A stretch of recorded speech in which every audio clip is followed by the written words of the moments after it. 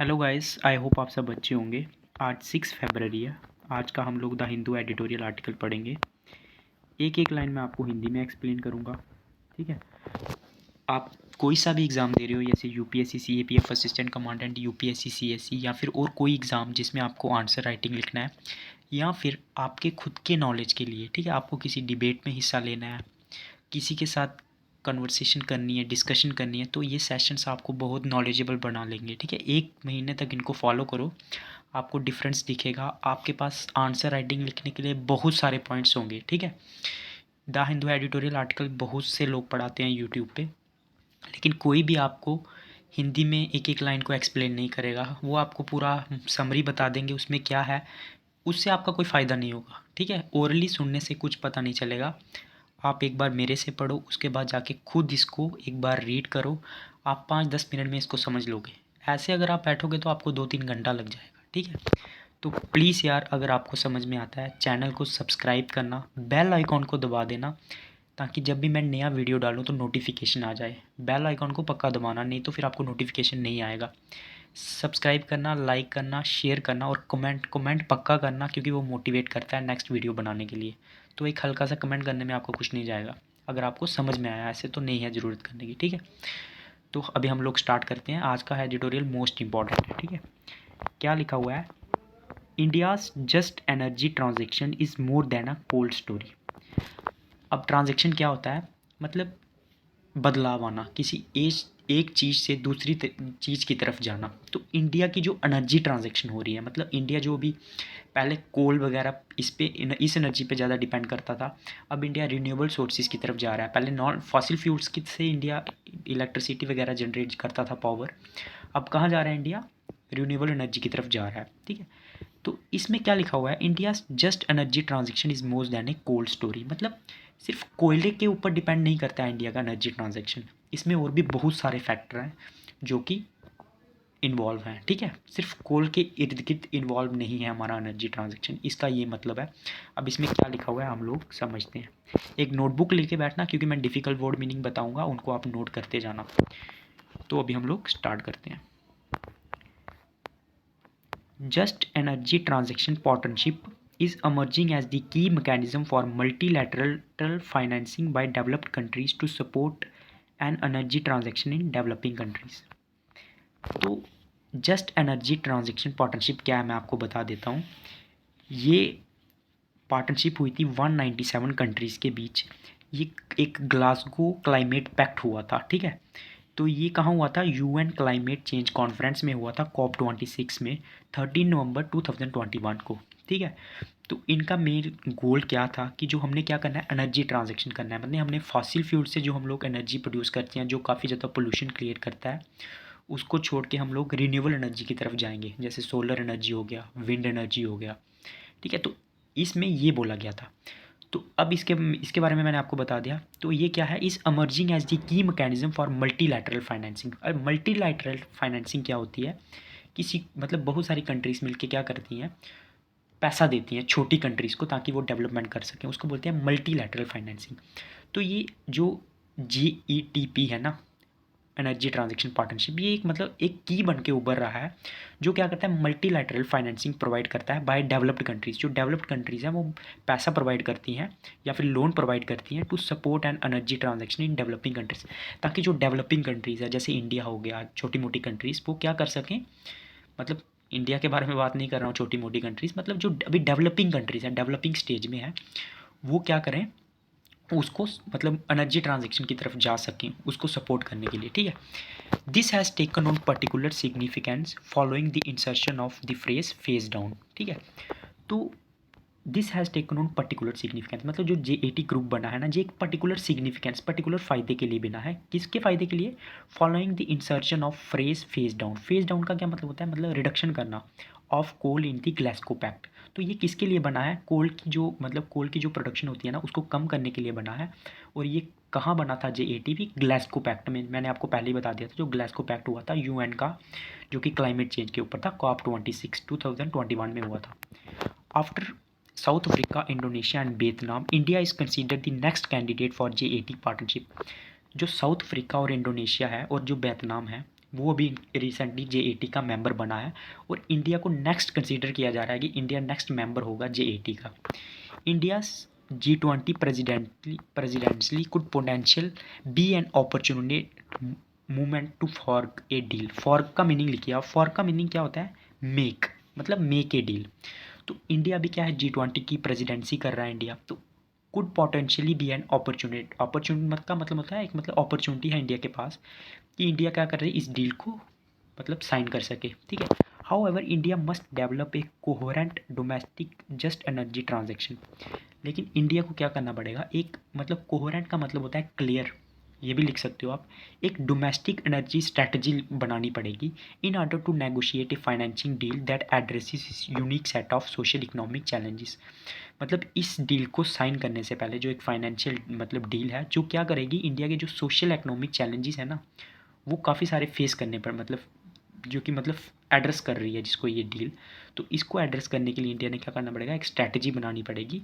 उसके बाद इंडिया को मतलब J80 को साइन करना चाहिए।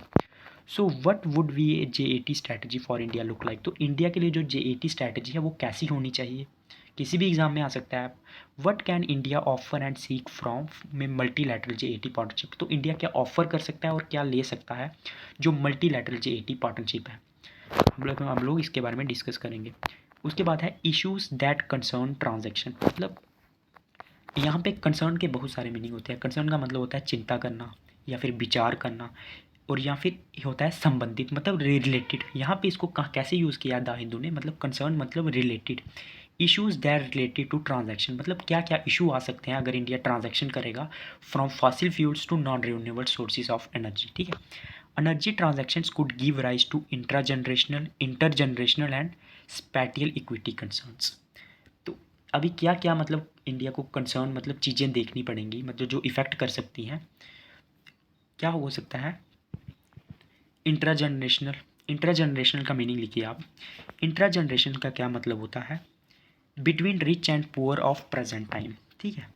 तो क्या करना, इक्वलिटी प्रोवाइड करना, ठीक है, मतलब इक्वल फेयरनेस प्रोवाइड करना between rich and poor of the present time. जो भी प्रेजेंट टाइम में अमीर और गरीब लोग हैं ना, उनको एक समान अपॉर्चुनिटी प्रोवाइड करना।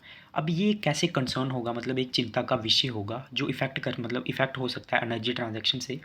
देखो यार, अभी बहुत सारे कोल माइंस होंगे या फिर जहाँ पे मतलब जो फॉसिल फ्यूल्स हैं यूज़ होकर एनर्जी तैयार होता है, तो वो बंद हो जाएंगे अगर हम लोग रिन्यूएबल सोर्सेज ऑफ एनर्जी की तरफ जाएंगे। तो उससे जॉबलेसनेस क्रिएट होगी, बहुत सारे लोग बेरोजगार हो जाएंगे। तो गरीब और अमीर को इक्वल अपॉर्चुनिटी मिलेगा क्या? अमीर को तो कोई फ़र्क नहीं पड़ेगा, लेकिन गरीब उससे इफेक्टेड होंगे ना। तो इससे क्या होगा, इंट्रा जनरेशनल, मतलब जो अभी प्रेजेंट टाइम के रिच और पुअर है ना, उनके बीच में क्या होगा, मतलब ये भी एक टेंशन का मतलब टाइम होगा, मतलब इंटर जनरेशनल भी एक कंसर्न बनेगा। उसके बाद इंटर जनरेशनल क्या होता है, जो हमारी प्रेजेंट और फ्यूचर पीपल है, मतलब जो फ्यूचर में आने वाले हैं, जो हमारी प्रेजेंट जनरेशन है, उनको एक इक्विटी प्रोवाइड करना, मतलब इक्वल अपॉर्चुनिटी प्रोवाइड करना, फेयरनेस प्रोवाइड करना। वो भी इससे इफेक्ट होगा, क्योंकि अभी तो बहुत सारे मतलब जो लोग हैं वो कोल माइंस में काम करते हैं, और बहुत सारे जहाँ पे फॉसिल फ्यूल्स मतलब यूज़ होते हैं इलेक्ट्रिसिटी बनाने में, वहाँ पे मतलब काम करते हैं। तो वो भी बंद हो जाएंगे क्योंकि हम रिन्यूएबल सोर्सेज ऑफ एनर्जी की तरफ जाएंगे। तो जो फ्यूचर जनरेशन है वो कोल माइंस में काम कर पाएगी क्या? इससे क्या होगा, इंटर जनरेशनल मतलब कंसर्न भी होगा। उसके बाद क्या है, स्पैटियल इक्विटी। स्पैटियल इक्विटी क्या होती है, मतलब equitable flow of goods and services, मतलब इक्वल तरीके से डिस्ट्रीब्यूट होना सोर्सेज का। तो इक्वल तरीके से डिस्ट्रीब्यूट नहीं होंगे ना सोर्सेज, क्योंकि बहुत सारी जगह पे कोल माइंस जो हैं वो मतलब बंद हो जाएंगे। रिन्यूएबल सोर्सेज ऑफ मतलब जो रिन्यूएबल सोर्सेज तैयार करने के लिए मतलब कुछ ही जगह पे मतलब renewable sources of energy construct हो सकती है, मतलब इंफ्रास्ट्रक्चर प्रोवाइड होगा। तो इससे क्या होगा, मतलब जो हमारा इक्वल डिस्ट्रीब्यूशन ऑफ सोर्सेज है ना, वो भी इफेक्ट होगा। तो ये सारे कंसर्न मतलब आ सकते हैं, मतलब चिंता मतलब आ सकती है। Transaction effect near term fossil dependent jobs. मैंने आपको पहले ही बता दिया, जो मतलब फॉसिल्स पे डिपेंड करते हैं जॉब्स, कोल माइंस में मजदूर वगैरह, वो भी इफेक्ट होंगे, ठीक है। Disrupt forms of future energy access. Future में हम लोग कैसे एनर्जी लेंगे वो भी इफेक्ट करेगी, क्योंकि सिर्फ रिन्यूएबल सोर्सेज से तो हमारा काम चलेगा या नहीं चलेगा वो भी देखना पड़ेगा। उसके बाद shrink states capacity to spend on welfare programmes. तो मतलब स्टेट क्या करेगी, रिन्यूएबल सोर्सेज पे ही अपना सारा पैसा लगा लेगी, तो स्टेट की जो कैपेसिटी है ना मतलब वेलफेयर प्रोग्राम्स पे स्पेंड करने की वो भी कम हो जाएगी। And this exacerbate existing economic inequalities between coal and other region. Exacerbate का क्या मीनिंग होता है, लिखिए आप, मतलब ख़राब करना, मतलब और ज़्यादा ख़राब करना, इसका मीनिंग होता है। तो जो एग्जिस्टिंग इकोनॉमिक इनक्वालिटीज़ है ना उसको और बढ़ा देगी, मतलब जो कि किन रीजन्स में है, जहाँ पे कोल माइंस वगैरह हैं या फिर जो अदर रीजन्स हैं उनमें जो इकोनॉमिक इनक्वालिटीज़ है ना वो और ज़्यादा बढ़ जाएंगी। कैसे बढ़ जाएंगी अभी आप बोलोगे, बढ़ेंगी ना, क्योंकि कोल माइंस बंद हो जाएंगे, हम लोग रिन्यूएबल सोर्सेज ऑफ एनर्जी की तरफ जाएंगे, तो उससे उन रीजन में मतलब गैप बढ़ेगा, जहाँ पे कोल माइंस होंगे वहाँ पे और एक इनकम इनक्वालिटीज़ आ जाएंगी, क्योंकि वहाँ पे जॉबलेसनेस हो जाएगी। ठीक है, उसके बाद एग्जिस्टिंग JATP डील्स पे limited attention to intragenerational inequity. तो मतलब बिल्कुल भी मतलब जो JATP है ना हमारी, जो मतलब रूल्स बने हैं उन्होंने बिल्कुल भी अटेंशन पे नहीं की है इंट्रा जनरेशन इनिक्विटी, मतलब इंट्रा जनरेशनल इनिक्विटी भी हो सकती है, इसके लिए उन्होंने बिल्कुल भी देखा नहीं है। इंट्रा जनरेशनल इक्विटी मैंने आपको बता दिया, जो प्रेजेंट मतलब रिच और पुअर है उनमें कैसे गैप हो जाएगा, लोगों की जॉब चली जाएगी। उसके बाद such as job losses resulting from coal phase down, जैसे यहाँ पे लिखा हुआ है, मतलब जैसे जॉब लॉस हो जाएंगे लोगों के। उसके बाद however among the 3 JATP deals sign so far only South Africa's deal mentions a just component. अभी तक जितनी भी JAT डील्स मतलब पार्टनरशिप हुई है ना उसमें सिर्फ जो साउथ अफ्रीका की कंट्री है जहाँ पे उन्होंने लिखा है कि हम जस्ट ट्रांजेक्शन कर रहे हैं, मतलब जस्ट कंपोनेंट मेंशन है, मतलब हम सिर्फ एनर्जी का ट्रांजेक्शन कर रहे हैं और कुछ भी इफेक्ट नहीं होगा, जॉब्स पे कोई इफेक्ट नहीं पड़ेगा, सोर्सेज पे कोई इफेक्ट नहीं पड़ेगा। ठीक है, उसके बाद funding reskilling and alternative employment opportunities in the coal mining region to be finance as the part of initial 8.5 billion mobilisation. तो साउथ अफ्रीका में क्या उन्होंने बोला है, मतलब ये सिर्फ एक जस्ट कंपोनेंट है, हम लोग क्या करेंगे, रीस्किलिंग करेंगे, उसके लिए पैसा प्रोवाइड करेंगे और अल्टरनेटिव मतलब कोई और जॉब प्रोवाइड करेंगे इन दी कोल माइनिंग रीजन्स, मतलब जहाँ पे कोल माइंस थे वहाँ पे उनको लोगों को और कोई और जॉब प्रोवाइड करेंगे to be finance as the part of initial 8.5 billion mobilisation. उसको फाइनेंस कैसे करेंगे, जो हमारी ये मतलब एक डील का पार्ट है 8.5 बिलियन मोबिलाइजेशन की, उससे उसको पैसा देंगे। दी अदर 2 JATP जो इंडिया और वियतनाम ने मतलब पार्टनरशिप साइन की are focused on mitigation finance for sector specific transitions. वो क्या करेंगे, मिटिगेशन का मतलब होता है कम करेंगे, मतलब पैसा कम लगाएंगे अदर सेक्टर्स पे, मतलब अदर चीज़ों पे, ताकि वो जो मतलब सेक्टर स्पेसिफिक ट्रांजेक्शन कर ले, मतलब पर्टिकुलर सेक्टर्स में वो क्या कर सके, ट्रांजेक्शन कर सके। मतलब ट्रांजिशन का क्या मतलब है, मतलब चेंज कर सके, फॉसिल फ्यूल से रिन्यूएबल एनर्जी की तरफ जा सके। उसके बाद initial JATP negotiations for India last year have reportedly remained stalled over whether and how India should consider a coal phase down। Phase down का मैंने आपको मीनिंग बता दिया, रिडक्शन। तो मतलब अभी क्या हुआ, नेगोशिएशन का मतलब क्या होता है, बातचीत करना। तो देख रहे हो ना नेगोशिएशन कितनी बार यूज़ हुआ है और अलग अलग मीनिंग उसके यूज़ हुए हैं। तो द हिंदू आप समझ रहे हो ना। उसके बाद JATP जो नेगोशिएशंस है ना फॉर इंडिया, मतलब लास्ट ईयर में इंडिया ने जितनी भी बातचीत की है JAT नेगोशिएशन के लिए, have reportedly remain stalled. Stalled का मतलब क्या होता है, मतलब ठप, मतलब कुछ रिजल्ट नहीं निकला उनका जो भी बातचीत की। तो remain stalled over whether and how India should consider, मतलब वो ये देखते रहे कि इंडिया मतलब कैसे है जो वो कोल रिडक्शन कर सकती है, कैसे करेगी या हाउ करे, मतलब ठीक है। And how to operationalize India's just transaction, और इंडिया में मतलब जो ट्रांजेक्शन है वो कैसे ऑपरेट करेगी, काम करेगी। दिस एम्पथिस, उसके बाद this emphasized by developed countries on coal phase down without adequate attention to country context disregards the crucial difference in energy transaction between industrialized and emerging economies। तो ये जो मतलब डेवलप्ड कंट्रीज़ जो मतलब कोल फेज डाउन पे बार बार बात करती हैं, जिस emphasis by developed countries on coal, emphasis का मतलब होता है focus, by developed countries on coal phase down, मतलब कोल की जो प्रोडक्शन है मतलब उसको कम करना without adequate attention to country context, मतलब बिना कंट्री को देखे कि वो कंट्री कैसी है, मतलब उसमें अगर मतलब हम लोग सिर्फ renewable sources of energy use करेंगे तो क्या वो सर्वाइव कर पाएगी। तो इस चीज़ को बिना देखे हुए जो डेवलप्ड कंट्रीज़ बोलती हैं कि कोल मतलब कोल की प्रोडक्शन को कम करो without adequate attention to country context disregard the crucial difference between in energy transaction between industrialized and emerging economies. तो ये डिसरिगार्ड का मतलब क्या होता है, मतलब इग्नोर करती हैं जो क्रूशियल डिफरेंस होता है बिटवीन द एनर्जी, मतलब जहाँ जो इंडस्ट्रियलाइज्ड कंट्रीज़ हैं जहाँ पे बड़ी बड़ी इंडस्ट्रीज़ हैं और जो इमर्जिंग इकोनॉमीज हैं मतलब जो अभी उभर रही हैं। ठीक है, उसके बाद energy transaction in the industrialized world, उसके बाद energy transaction in the industrialized world involves in natural tapering off energy consumption alongside fuel switching to clean energy sources. तो जो एनर्जी ट्रांजेक्शन हुआ है ना, मतलब जो भी इंडस्ट्रियलाइज्ड कंट्रीज़ हैं उनमें जो भी मतलब क्या हुआ है, एनर्जी ट्रांजेक्शन हुआ है, मतलब जो जैसे रिन्यूएबल सोर्सेज की तरफ वो गई हैं, involves in natural tapering off energy consumption. वहाँ पे क्या हुआ है, टैपरिंग का मतलब क्या होता है, रिड्यूस करना। वहाँ पे जो एनर्जी कंजप्शन है ना वो कम हो गया है, मतलब कम एनर्जी प्रोवाइड हो रही है alongside fuel switching to clean energy sources. मतलब जैसे हम लोग फ्यूल से क्लीन एनर्जी सोर्सेज की तरफ जा रहे हैं ना, तो हमारी जो मतलब एनर्जी कंजप्शन है ना वो कम हो रहा है। India's transaction require significant simultaneous growth in energy demand. तो इंडिया के साथ भी ऐसा होगा, इंडिया की मतलब जो एनर्जी डिमांड है वो तो क्या होगी, बढ़ेगी ही। चाहे हम लोग ट्रांजेक्शन करेंगे रिन्यूएबल सोर्सेज की तरफ, तब भी हमारी जो डिमांड है वो बढ़ेगी, क्योंकि इंडिया की पॉपुलेशन बढ़ रही है, तो ये सब तो होगा ही। ठीक है, उसके बाद this central electricity authority projects near doubling of electricity demand by 2030। तो जो सेंट्रल इलेक्ट्रिसिटी अथॉरिटी है ना, उसने ये बोला है कि जो इलेक्ट्रिसिटी डिमांड है इंडिया में वो 2030 तक डबल हो जाएगी। ठीक है, एक country that is likely to multiply it's energy demands required adequate supply from a diverse mix of sources. तो ऐसी कंट्री जहाँ पे मतलब इतनी सारी डिमांड है, जो डिमांड है वो डबल हो रही है, तो हमें मिक्स सोर्सेज से मतलब वो चाहिए, मतलब मिक्स सोर्सेज हमें प्रोवाइड होने चाहिए। हम सिर्फ मतलब ये बोल रहे, मतलब कहने का मतलब ये है कि हम सिर्फ रिन्यूएबल सोर्सेज से अगर अपनी मतलब एनर्जी प्रोवाइड करेंगे ना, तो हो सकता है हमें इनसफिशिएंट पड़े, कम पड़ जाए। हमें क्या करिए, डाइवर्स मिक्स ऑफ सोर्सेज चाहिए। India can not afford to put its development all the hold by decarbonisation.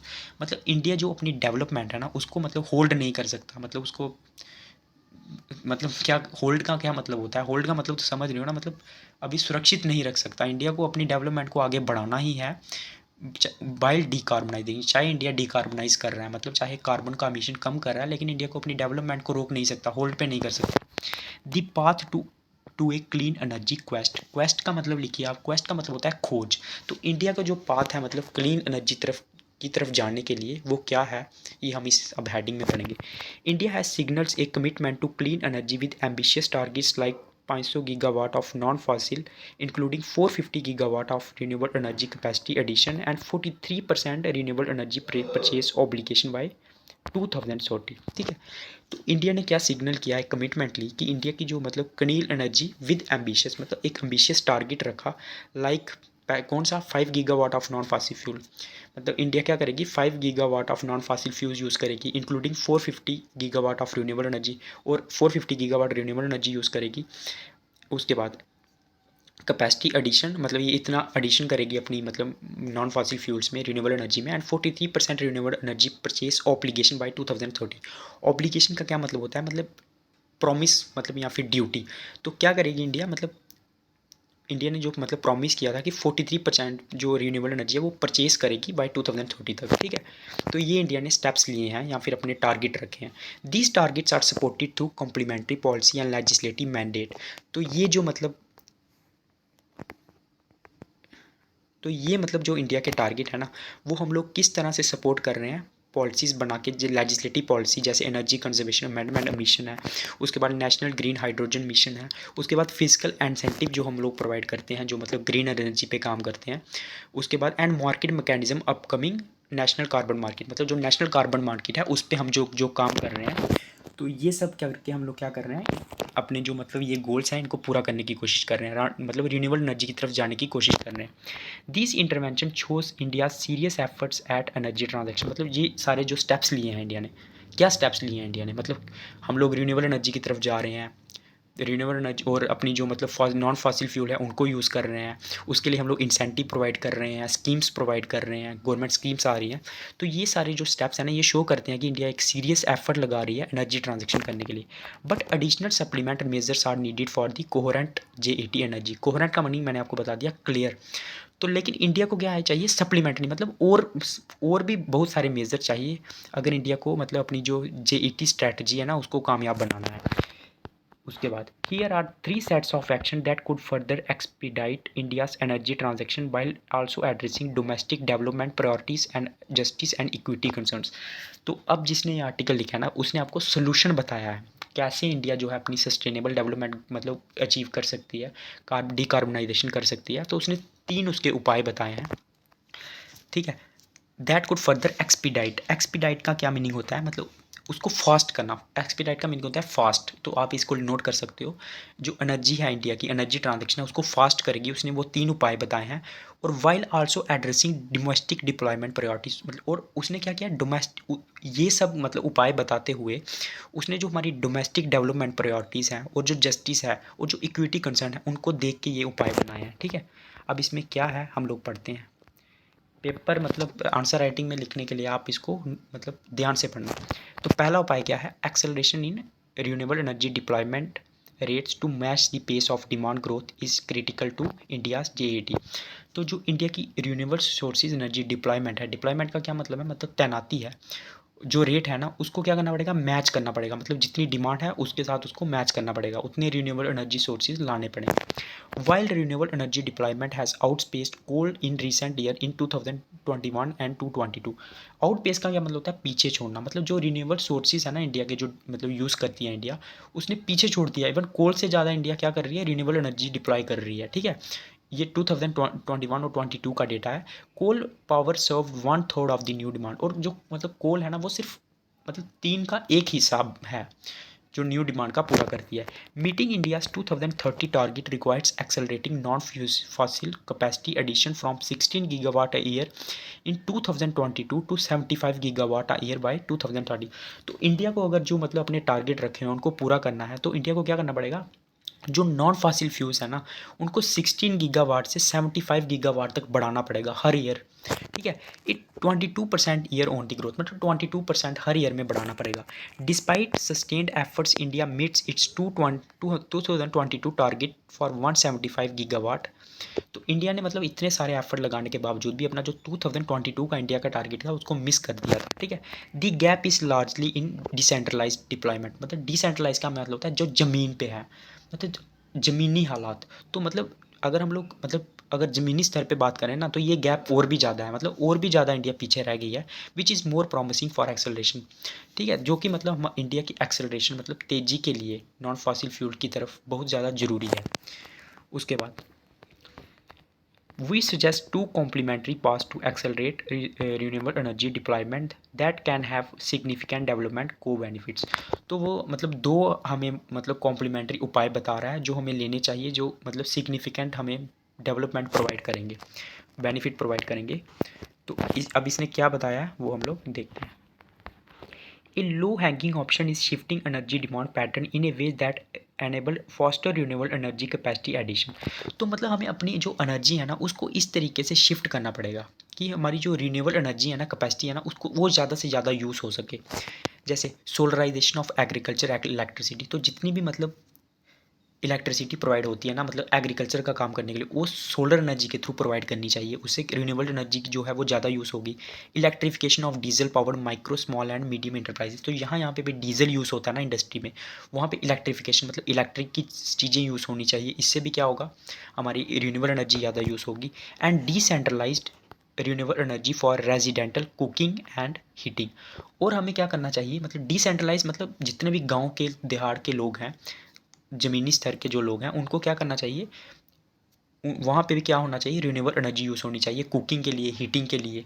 ठीक है, उसके बाद stimulation of energy demand through rural productivity enhancement will further aid rural renewable energy acceleration. तो अगर हम लोग मतलब रूरल प्रोडक्टिविटी में एनर्जी को मतलब बढ़ाएंगे ना तो इससे रिन्यूएबल एनर्जी और ज़्यादा मतलब यूज़ होगी, एक्सेलरेट होगी।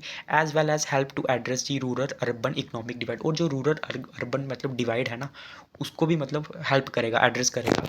क्रिएट रूरल जॉब, इससे रूरल जॉब्स क्रिएट होंगे क्योंकि रूरल में ज़्यादा एनर्जी यूज़ होगी तो रूरल में जॉब्स क्रिएट होंगे। And thereby address intergenerational and spatial inequities.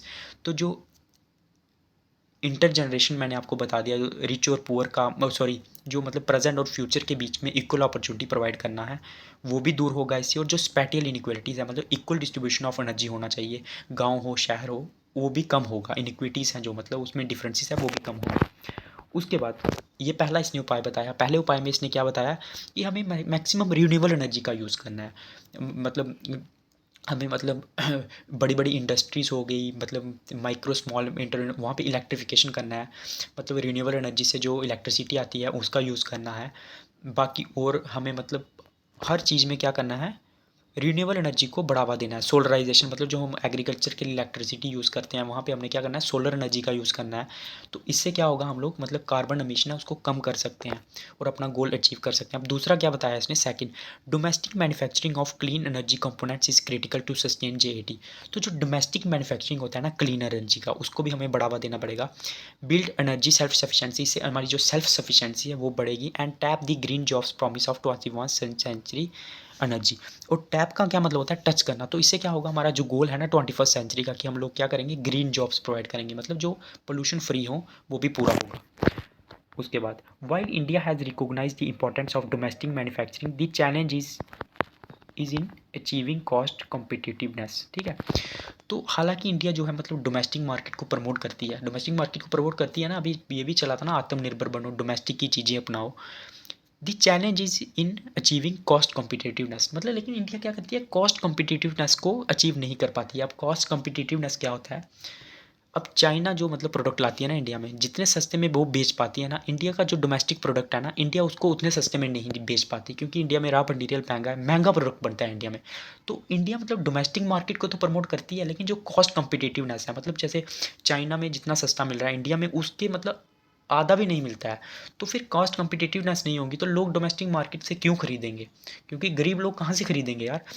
तो इससे क्या होगा, मतलब इंडिया मतलब डोमेस्टिक मार्केट तो प्रमोट करती है, लेकिन इंडिया के लिए चैलेंज क्या है, कॉस्ट कॉम्पिटिटिवनेस प्रमोट मतलब अचीव करना। ठीक है, India's components are 20% costlier than the Chinese components. वही मैं बोल रहा हूँ, इंडिया के जो मतलब प्रोडक्ट हैं वो 20% ज़्यादा कॉस्टियर हैं, मतलब बिल्कुल भी क्या है, कॉस्ट कॉम्पिटिटिवनेस नहीं है। Giving preference to domestic components without addressing cost competitiveness may slow down the pace of deployment.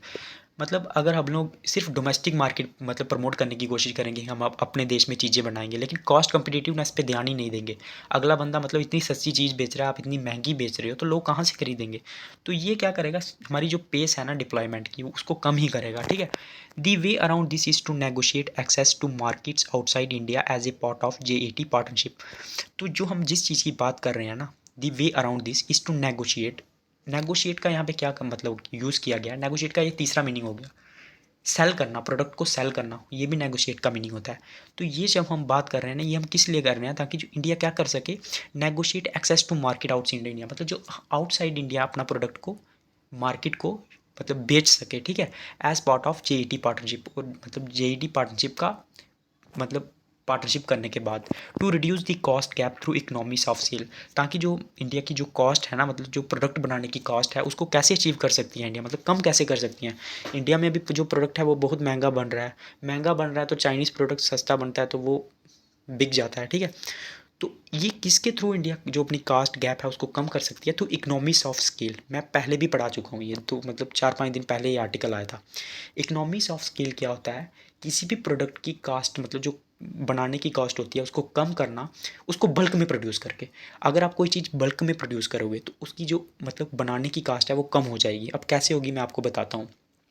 Suppose करो आप लोग मतलब दो आप लोग घड़ियाँ हैं जो बना रहे हो, घड़ी मतलब वॉच। ठीक है, तो उसके लिए जो आप रॉ मटेरियल लाओगे किसी दूसरी स्टेट से, तो आपको जो किराया पड़ेगा, दो घड़ियों का भी सेम किराया पड़ेगा। लेकिन अगर आप 1000 घड़ियाँ बनाओगे तो वो भी जब आप बस में लाओगे उसका भी आपको 1000 ही किराया पड़ेगा। तो ऑटोमेटिकली जब आप ज़्यादा प्रोडक्ट मतलब रॉ मटेरियल लाओगे, ज़्यादा प्रोडक्ट बनाओगे, तो आपकी जो प्रोडक्ट की कास्ट है वो ऑटोमेटिकली कम हो जाएगी। तो इकनॉमीज ऑफ स्केल के थ्रू हम इसको अचीव कर सकते हैं, किसको, कॉम्पिटिटिवनेस को, कॉस्ट कॉम्पिटिटिवनेस को, मतलब जो कॉस्ट है ना उसको कम कर सकते हैं। आई होप आपको समझ में आया होगा। उसके बाद ऑन कोल यूज़, अब उसने कोल यूज़ पे क्या बात की है, देखो सिर्फ मैं हेडिंग का यही मतलब था ना कि सिर्फ कोल की बात नहीं है, इसमें बहुत सारे फैक्टर आते हैं जो एनर्जी ट्रांजेक्शन हो रहा है। अभी वो कोल की बात कर रहा है finally. Third, there is a case for realignment. अच्छा मैं एक बार आपको रिवाइज करवा देता हूँ। उसने पहला उपाय क्या बताया, इंडिया को रिन्यूएबल एनर्जी है जो उसको बढ़ावा देना है, मैक्सिमम यूज़ करनी है। कहाँ कहाँ यूज़ करनी है इंडिया को, मतलब जो रिन्यूएबल एनर्जी है उसका इंडिया में कहाँ मतलब ज़्यादा यूज़ कर सकती है इंडिया, वो उसने पहले भी मतलब पहले बताया। फर्स्ट अपने जो उपाय है, हमें इलेक्ट्रिफिकेशन करनी है, मतलब एग्रीकल्चर में जो भी बिजली आती है वो रिन्यूएबल एनर्जी के थ्रू आनी चाहिए। इंडस्ट्रीज़ में जो भी बिजली आती है वो रिन्यूएबल एनर्जी के थ्रू आनी चाहिए, मतलब रिन्यूएबल एनर्जी को हमें बढ़ावा देना है। उसने पहला उपाय ये बताया। दूसरा क्या बताया, इंडिया को कॉस्ट कम्पिटिटिवनेस अचीव करनी है। कॉस्ट कम्पिटिटिवनेस मतलब जो प्रोडक्ट बनाने की कास्ट है, जो इंडिया में प्रोडक्ट बनते हैं उनको सस्ता बनाना है, ताकि इंडिया क्या करे, कम्पीट कर सके बाहर की मार्केट के साथ। ये सब करने के लिए अब इंडिया का तीसरा क्या करना होगा, third, there is a case of for realignment the current use of coal resources to enhance efficiency until the period of phase down. अब इसने क्या बोला है कि हमें जो क्या करना पड़ेगा, there is a case of realignment. Realignment क्या मतलब है, हमें कोल की तरफ थोड़ा बहुत जाना पड़ेगा, मतलब अलाइन का मतलब होता है जुड़ना पड़ेगा कोल के साथ। Realignment the current use of coal resources, मतलब कोल यूजेस को हमें सफिशिएंट तरीके से यूज़ करना पड़ेगा। मतलब रीअलाइनमेंट होता है सफिशिएंट तरीके से उसको यूज़ करना पड़ेगा, वापस लाना पड़ेगा, to enhance efficiency until the period of phase down. मतलब जब तक हम लोग कोल का यूज़ बिल्कुल बंद नहीं कर सकते तब तक हम उसे लिमिटेड तरीके से और अच्छे तरीके से यूज़ करना पड़ेगा। One option is to optimize use of coal fired power plants closer to where coal is mined rather than based on energy demand in states। तो हमें जो कोल है ना उनको, मतलब कोल फायर प्लांट्स है ना, वो हमें कहाँ पे बनाने पड़ेंगे, उनका यूज़ कहाँ पे करना पड़ेगा, जो कोल माइनिंग के पास है, मतलब जहाँ से कोल निकलता है ना, तो कोल फायर प्लांट्स भी हमें वहीं पे बनाने पड़ेंगे, rather than the based on energy demand. अब किस एनर्जी में कितनी डिमांड है उसको नहीं देखना है हमें, हमें कोल माइंस वहीं पे बनाने हैं, यहाँ पे कोल मतलब रहता है, कोल माइंस रहते हैं, वहीं पे प्लांट लगाना है। This would enable coal to be used more efficiently. इससे हम लोग कोल का यूज़ क्या करते हैं, मोर एफिशिएंटली कर सकते हैं, because transportation of coal is more energy intensive than transmission of electron. क्योंकि जो ट्रांसपोर्ट होता है ना कोल का, उससे बहुत ज़्यादा खर्चा आता है और वो काफ़ी ज़्यादा महंगा पड़ेगा than transmission of electron. Electron मतलब जो कोल का प्लांट होगा वहाँ पे ये प्रोसेस होती है, ठीक है। And also led to fewer at emission, और इससे जो एमिशन है ना कोल का, पोल्यूशन भी कम होगा क्योंकि ट्रांसपोर्टेशन कम होगी। It would also lead to cheaper power as transportation accounts for one third of the cost of coal power plants. इससे क्या होगा, हम लोग चीप तरीके से एनर्जी प्रोड्यूस कर पाएंगे, क्योंकि ट्रांसपोर्टेशन में ही वन थर्ड मतलब खर्चा जो है वो ट्रांसपोर्टेशन में ही चला जाता है, ठीक है। The resultant savings could help finance much needed emission control retrofit. Retrofit का मतलब क्या होता है, जो बाद का खर्चा आता है ना, तो इससे हम लोग क्या कर सकते हैं, जो भी हम लोग पैसा बचाएंगे, जो हमारा मतलब एमिशन के बाद का, एमिशन को कंट्रोल करने के लिए जो खर्चा आएगा उसको हम लोग उस पैसे को वहाँ यूज़ कर सकते हैं। Finally and not least, it would indirectly reduce emissions due to more efficient use of coal. तो इससे क्या होगा, हम लोग मतलब अच्छी एफिशिएंसी से कोल को यूज़ करके भी हमारे जो गोल हैं उसको अचीव कर सकते हैं। ये इसने थर्ड सोल्यूशन बताया है। उसके बाद moreover, by using coal more efficiently, this policy shifts open the door to India considering a future cap on coal power generation electricity। तो अगर हम लोग अगर कोल को efficiently यूज़ करेंगे तो इससे क्या होगा, it opens the door to India, मतलब इंडिया के लिए किसके दरवाजे खुलेंगे, consider a future cap on cold power generation electricity. अच्छा, कैप का क्या मतलब होता है, कैप का मतलब भी आप लोग लिख सकते हो। ऐसे तो कैप के बहुत सारे मतलब होते हैं, टोपी भी जो है वो कैप का मतलब होता है, लेकिन यहाँ पे कैप किस लिए यूज़ किया गया है, क्या करना, कम करना, मतलब किसी चीज़ का यूज़ को कम करना, ठीक है, उसको यहाँ पे यूज़ किया गया है। तो जो हमारा जो मतलब एम है ना, कि हम लोग जो कोल की पावर जनरेशन है उसको कम करेंगे, वो भी हम इंडिया के लिए डोर ओपन हो सकता है अगर हम लोग वो कोल को एफिशिएंटली यूज़ करेंगे। धीरे धीरे हम उसको कम भी कर सकते हैं। Current generation capacity plus plants in the pipeline are adequate to meet India's project requirement in 2030। तो जो अभी करंट जनरेशन होता है ना इलेक्ट्रिसिटी का, मतलब जितनी इंडिया की कैपेसिटी है प्लस जो प्लांट्स हैं इंडिया में, वो एडिक्वेट है, मतलब एडिक्वेट है to meet India's projected requirement. 2030 तक जो इंडिया को डिमांड चाहिए वो उसके लिए सफिशेंट है। Low capacity utilisation further allows the possibility of greater use of existing plants to match future demand. लेकिन हम लोग अगर क्या करेंगे, लो कैपेसिटी यूटिलाइजेशन का क्या मतलब होता है, मतलब जितनी कैपेसिटी से हम लोग यूज़ कर सकते हैं प्लांट का, उससे अगर हम लोग कम कैपेसिटी पे यूज़ करेंगे तो इसके लिए हमें क्या करना पड़ेगा, अगर हम लोग ऐसा करेंगे, क्योंकि हमने 58% ही यूज़ किया 2022, लेकिन हालांकि हमारी कैपेसिटी ज़्यादा थी, तो हमें इसके लिए क्या करना पड़ेगा, फर्दर यूज़ ऑफ उसके लिए और प्लांट्स का यूज़ करना पड़ेगा कि हमारी फ्यूचर डिमांड को पूरा करने के लिए।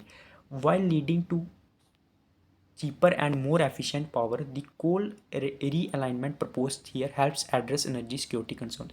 तो हम लोग अगर क्या करेंगे, cheaper and more efficient power, मतलब अगर हम चीपर और एफिशिएंट पावर की तरफ जाना है, तो जो कोल्ड रीअलाइनमेंट के बारे में हमने बात की है, मतलब कोल का दोबारा यूज़ करो, जब तक वो हम लोग उसकी रिडक्शन बिल्कुल मतलब उसको बंद नहीं कर देते, उसको एफिशिएंटली यूज़ करो। Proposed here to address the energy security council, ये किसी लिए बात की है, जिस बंदे ने आर्टिकल लिखा है, ताकि जो एनर्जी सिक्योरिटी है उसको हम लोग मतलब कम कर सकें, ठीक है। Making it possible to even consider a future coal based power capacity pam. और इसमें हमने ये भी किया है कि जो कैप का मतलब क्या हो गया, रिड्यूस करना मतलब ख़त्म करना। इस बात को भी उसने इसमें कंसिडर किया कि धीरे धीरे मतलब अभी हम लोग उसको अच्छे से यूज़ करेंगे कोल को एफिशिएंटली और बाद में उसको धीरे धीरे कम कर देंगे, इस बात को भी उसने कंसिडर किया है। These measures will not only address equity concerns across various dimension but also create new job opportunities.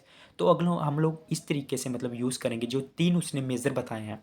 पहला क्या है, रिन्यूएबल एनर्जी को अच्छे से यूज़ करो, जितनी भी रिन्यूएबल एनर्जी है उसको मैक्सिमम जो इलेक्ट्रिसिटी है उसको रिन्यूएबल एनर्जी से प्रोड्यूस करने की कोशिश करो। दूसरा क्या बताया उसने, जो मार्केट में है ना कम कॉस्ट कम्पिटिटिवनेस लाओ, मतलब सस्ते में प्रोडक्ट यूज़ करो थ्रू इकोनॉमीज ऑफ स्केल। दूसरा ये बताया उसने। तीसरा उसने क्या बताया, जो कोल है ना जब तक हम उसको पूरा बंद नहीं करते थे यूज़ करना, उसको एफिशिएंटली यूज़ करो।